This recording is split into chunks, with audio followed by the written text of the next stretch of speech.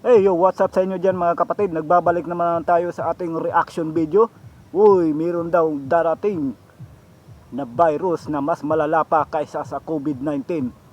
So, mas malakas pa daw itong pandemya na ito ay 20 times ang lakas kaysa sa COVID-19 at mahihirapan daw ng mga siyentipiko at mga eksperto sa science kung ano ba ang gamot nito mga kapatid. So ito ang virus na ito ay pinakamalala talaga sa lahat ng Wuhan at yung virus na galing sa China. So alam naman natin na nung 2019 so nagsimula ang COVID-19 at nanggaling doon sa China. Grabe talaga tong mga China mga kapatid. Wala talaga itong nidudulot na nagawang kabutihan itong mga China. Hindi naman natin sinasabi na lahat ng mga Chinese ay masama, pero parang na sila sumusubra na talaga sila eh. So inagaw nila ang scarborough shoal ng Pilipinas, ang teritoryo ng Pilipinas. So gusto nilang agawin at lahat ng mga nakapasok dito ng droga dito sa Pilipinas ay galing din sa kanila. So mga scammer galing din sa kanila. Nandito maraming mga incheck dito na sila mismo ang nagpapatayan dahil lang sa kinikidnap nila ang mga incheck dahil lang sa pang scam sa mga pera. Grabe na itong mga Chinese. So hindi ko alam kung ano ba to, wawalain ba ito ng Panginoon Diyos sa huling araw. So mula kay sa yung araw mga kapatid, kung bago ka pa lang sa channel niya at trip mo ang ganitong klaseng video niya, ay mag-subscribe ka na at huwag mo na rin kalimutan i-click ang notification bell para updated ka sa mga bagong video na i-upload niya. At mag-subscribe ka na rin sa channel ko at huwag mo na rin kalimutan i-click ang notification bell whenever na meron tayong bagong reaction video na i-upload sa aking YouTube channel.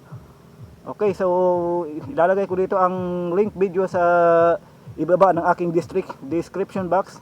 So bisitahin nyo ang sa yung araw mga kapatid, ang mga channel niya. So napakalulupit tungkol sa mga Bible history, tungkol sa mga nangyari sa iba't ibang bansa. So meron din siya mga video na medyo mamamanghat ka talaga at medyo gugulo din sa iyong isipan. So wag na natin patagalin ito mga kapatid, wala na naman tayong hinintay, panoorin na natin.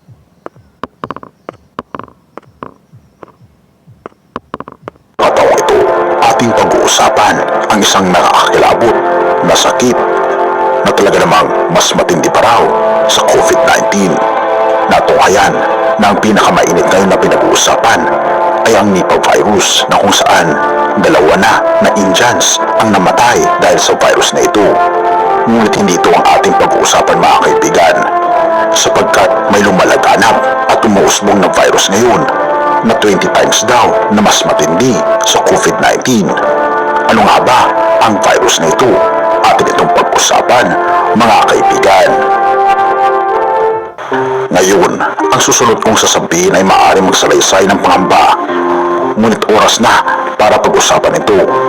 Nag-aalala ang mga profesional na kalusugan sa buong mundo para sa isang bagong potensyal na pandemya na kanilang tinatawag na sakit na X. Hindi ito may kinalaman sa pangalan ng Twitter o kahit man sa social media. Ito man ay sakit mula sa iyong ex-boyfriend o ex-girlfriend. Ang sakit na ito na X ay isang tunay na problema sa kalusugan na may potensyal na magdulot ng epidemya.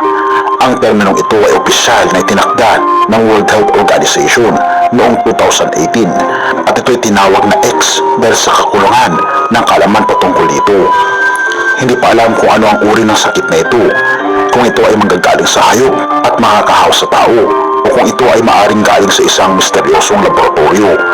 Ngunit isa lang ang tiyak sa mga scientifico: ito'y darating. Hindi nila alam kung kailan, hindi nila alam kung paano, ngunit alam nila na ito ay maaring mas masahol pa kaysa sa Wuhan virus at maaring magdulot ito ng mas maraming kamatayan kaysa sa nasabing virus, at maaring tumagal ng mga taon bago tayo makabangon mula dito. Ito ang pagkakatukoy ng World Health Organization sa sakit na ito. Sinasabi nito na ang sakit na X ay sumasagisag sa kaalaman na isang malubhang pandaigdigang epidemya ay maaaring dulot ng isang uri ng pathogen na kasalukuyang hindi pa natin alam na makakapagdulot ng sakit sa tao. Noong Mayo ng taong ito, naglabas ng babala ang chief ng World Health Organization, si Dr. Tedros. Sinabi niya na dapat tayong handa para sa isang sakit na mas nakakamatay pa kaysa sa Wuhan virus o tinatawag na COVID-19 at ang posibilidad na magkaroon tayo ng ganitong uri ng variant na may kakayahan na muling ilagay ang mundo sa punto zero ay isang malaking posibilidad pa rin. Pahintulutan ninyo akong ibahagi ang kanyang eksaktong pahayag. Ito pa ang sabi niya, at ang panganib ng pagkakaroon ng iba pang uri ng pathogen na mas nakakamatay ay nananatili. 4 na buwan mula nang ibaba ang babalang ito, ang mga sayentipiko sa buong mundo ay nag-uusap tungkol dito. Kasama sa mga nag-uusap tungkol dito, si Kate Bingham na naglingkod bilang tagapangulo ng Vaccine Task Force ng UK. Sinasabi niya na dapat tayo maganda para sa Disease X o Sakit X dahil ito'y maaring mas malupit pa kaysa sa COVID-19. Pahintulutan ninyo akong ipaliwanag ang kanyang mga pahayag ng isa-isa. Sinasabi ng sayentipiko na ang sakit na ito, ang Disease X, ay maaaring magdulot ng parehong epekto ng nakakabinging Spanish flu noong 1918. Pangalawa, maaaring magresulta ito sa hanggang 50 milyong karagdagang kamatayan. Pangatlo, maaaring magsimula ang sakit na ito mula sa milyong-milyong uri ng virus na hindi pa natutuklasan. Pang-apat, maaaring abutin ng mga sayentipiko ang maraming panahon bago makagawa ng bakuna laban dito. Sa ngayon, ang UK ay hindi binabaliwala ang babalang ito. Sa kasalukuyan, sila ay nagtatag ng Vaccine Development at Evaluation Center na may layuning mag-aral at gumawa ng mga bakuna laban sa mga pinakamatitinding pathogen sa buong mundo, kasama na ang Disease X. Ngunit ang UK ay hindi ang tanging bansa na naghahanda para sa sakit na ito. May iba pang bansa tulad ng Malaysia kung saan sinabi ng kalihim na kalusugan ng bansa na natiling maingat sila sa posibilidad ng paglitaw ng mga bagong pandemya, kabilang na ang tinatawag na sakit na X. Binigkas niya ang pahayag na ito matapos ang kanyang pagdalo sa sesyon ng United Nations General Assembly sa New York. Noong huli naming check, ito ay ang 2 bansa lamang na opisyal na kumikilos. Ngunit habang kumakalat ang balita, inaasahan na mas maraming bansa ang magte-take ng mga hakbang sa pag-iwas sa problemang ito. Ngunit narito ang problema. Bagamat makakatulong ang mga hakbang na ito sa pag-iwas, ngunit nang hindi natin alam kung anong eksaktong layunin ng mga hakbang na ito. Sa palagay ko mga kapatid, so hindi talaga ito maiiwasan, no? Dahil nung una nga, nung COVID-19, so dito sa Pilipinas, nag-iingat na nga dito ang mga sa NAIA terminal na wag makapasok ang mga tao na galing sa galing sa labas, na nag-iingat sila baka may virus, pero hindi pa rin nila na detect na grabe talaga, nakalusot pa rin ang kaya hanggang dito sa Pilipinas kumalat ang ang virus na COVID-19 na galing sa China.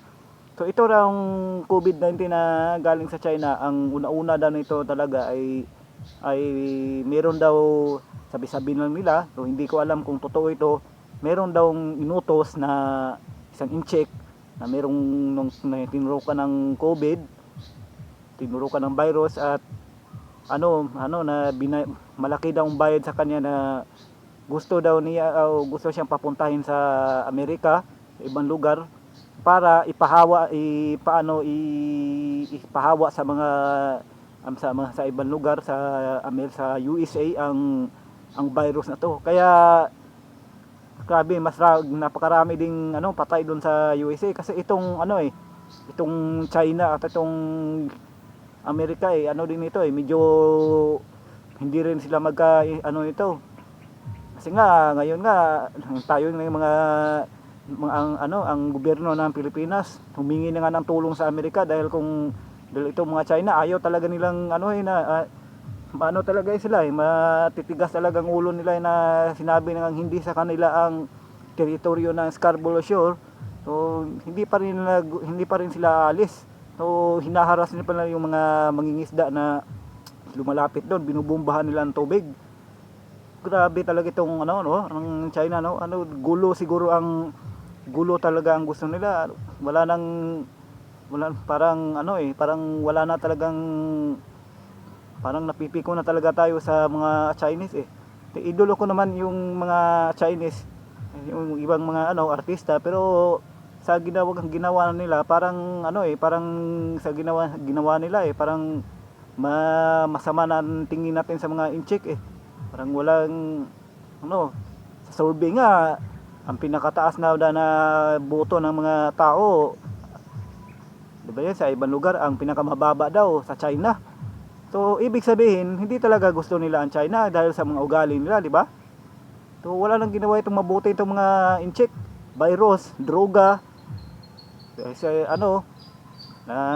pati Pilipinas gusto na nilang agawin. So may pagka talaga itong Chinese, mga traidor. Grabe talaga itong ugali nila, mga kapatid. Para tayong pumaputok ng pana sa dilim. Ibig kong sabihin, wala sa komunidad ng scientifico ang talagang makapagsabi na may katiyakan kung saan magmumula ang sakit na ito at kung ano ang magiging sanhi nito. Ito ay nagpapahirap sa tanging wala lamang ang maaaring makatulong sa atin dito. At tanging ang Diyos lamang ang pwede na tumulong sa atin, mga kaibigan.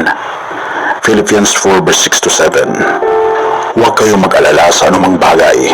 Sa halip ilapit sa Diyos ang lahat ng pangangailangan nyo sa pamamagitan ng panalangin na may pasasalamat.